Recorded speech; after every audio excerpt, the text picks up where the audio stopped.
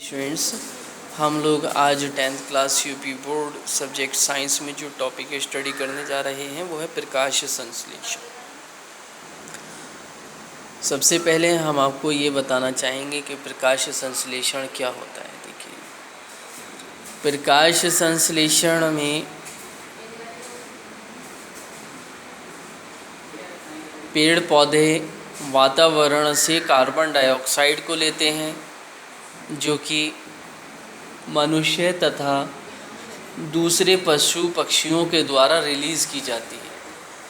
ठीक।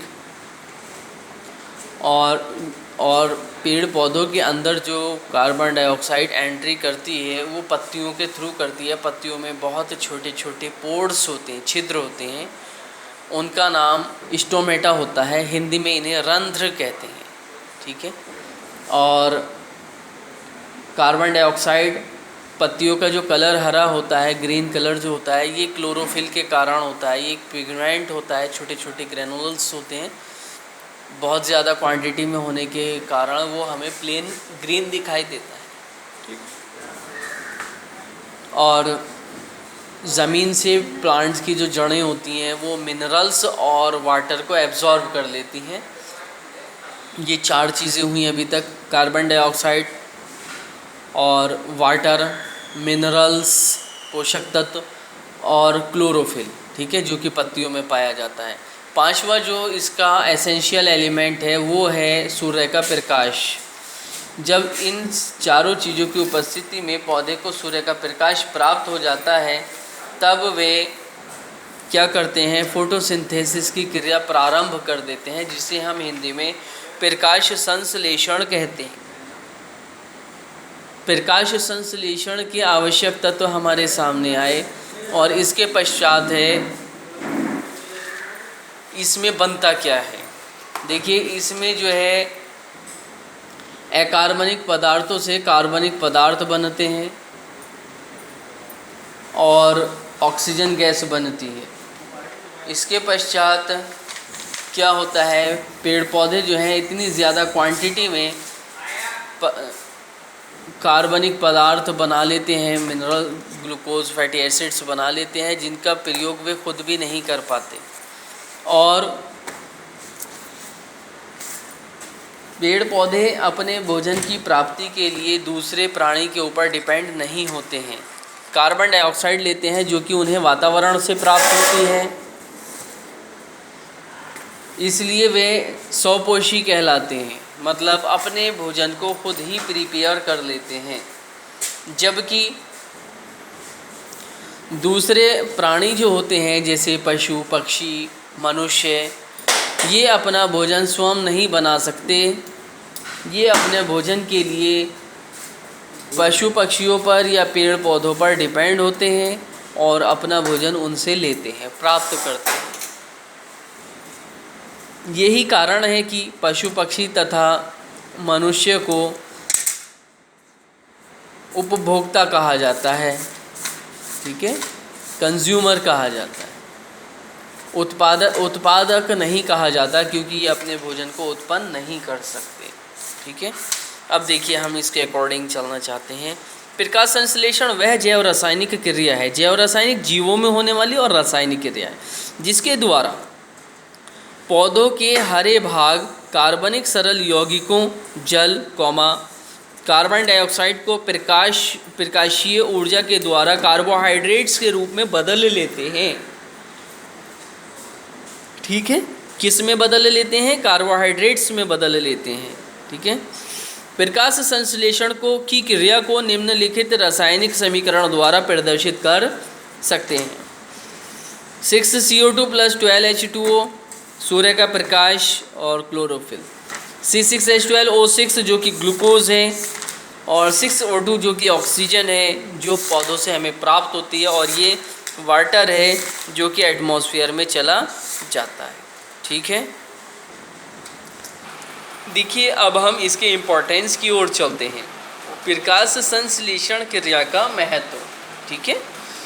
देखिए, भोजन का प्राथमिक स्रोत, सबसे पहले जो भोजन उत्पन्न होता है संसार के अंदर वो पेड़ पौधों में उत्पन्न होता है, और पेड़ पौधे इतना ज़्यादा भोजन बना लेते हैं कि ये इसे स्वयं प्रयोग करने के साथ साथ दूसरे प्राणियों को भी प्रोवाइड करा पाते हैं। ठीक है, ये इतनी ज़्यादा क्वांटिटी में भोजन को प्रिपेयर कर लेते हैं कि इनके द्वारा बनाया गया भोजन संसार में पाए जाने वाले सभी प्राणियों के लिए सफिशिएंट होता है। सेकंड इज ऊर्जा का स्रोत, सोर्स ऑफ एनर्जी। ठीक है। थर्ड इज वायुमंडल का शुद्धिकरण, क्योंकि वायुमंडल में जो कार्बन डाइऑक्साइड गैस होती है जब वो प्लांट्स के द्वारा एब्जॉर्ब कर ली जाती है तब क्या होता है, वातावरण शुद्ध हो जाता है, प्राणियों को श्वसन क्रिया में बहुत अधिक सुविधा हो जाती है, एटमॉस्फेयर फ्रेश हो जाता है। इसके ही अनुरूप और पेड़ पौधे क्या करते हैं, वातावरण में ऑक्सीजन गैस को छोड़ देते हैं। अगला है जीवाश्म ईंधन के रूप में इनका जो है लकड़ी का प्रयोग किया जाता है। ठीक है, ये हमारा कंप्लीट हुआ टॉपिक। अगला पॉइंट है हमारे लिए प्रकाश संश्लेषण के लिए आवश्यक दशाएं या प्रकाश संश्लेषण को प्रभावित करने वाले कारक। इसमें सबसे पहले है कार्बन डाइऑक्साइड। पौधों में बनने वाली कार्बनिक भोज्य पदार्थों का प्रमुख स्रोत वायुमंडल में उपस्थित कार्बन डाइऑक्साइड गैस होती है। वायुमंडल में कार्बन डाइऑक्साइड की मात्रा 0.03% है। यह लगभग स्थिर अनुपात है। हरे पौधे वायुमंडल की कार्बन डाइऑक्साइड को प्रकाश संश्लेषण क्रिया द्वारा वायुमंडल से लेते हैं और जलोद्भिद पौधे पानी में घुली कार्बन डाइऑक्साइड को अवशोषित करते हैं। ठीक है। इसके बाद है प्रकाश संश्लेषण क्रिया पर प्रकाश का सीधा प्रभाव पड़ता है, क्योंकि प्रकाश इस क्रिया के लिए ऊर्जा प्रदान करता है। प्रकाश की तीव्रता रंग आदि प्रकाश संश्लेषण क्रिया को प्रभावित करती है। ठीक है।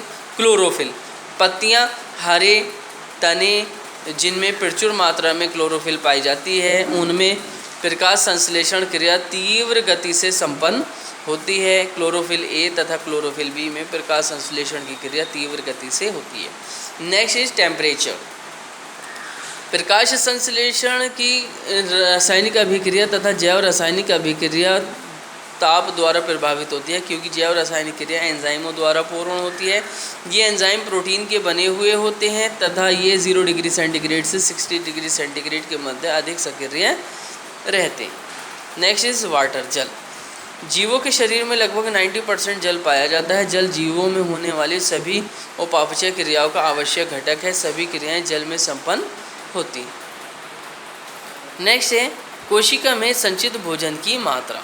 प्रकाश संश्लेषण क्रिया की दर पत्तियों में उपस्थित भोजन की मात्रा पर निर्भर करती है। यदि पत्तियों में भोजन की मात्रा अधिक होती है तो प्रकाश संश्लेषण की गति मंद हो जाती है।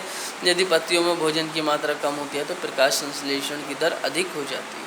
नेक्स्ट इज पत्तियों की आंतरिक संरचना। पत्तियों पर उपस्थित स्टोमेटा जब तक खुले रहते हैं तब तक प्रकाश संश्लेषण क्रिया होती है तथा पत्तियों की आंतरिक संरचना में प्रकाश संश्लेषण क्रिया को प्रभावित करती है। ऑक्सीजन को वायुमंडल में मात्रा पर प्रकाश संश्लेषण प्रभावित होती है। जब ऑक्सीजन की मात्रा वायुमंडल में कम होती है तो प्रकाश संश्लेषण तीव्र गति से होती है तथा जब वायुमंडल में ऑक्सीजन की मात्रा अधिक होती है तो प्रकाश संश्लेषण की दर कम हो जाती है।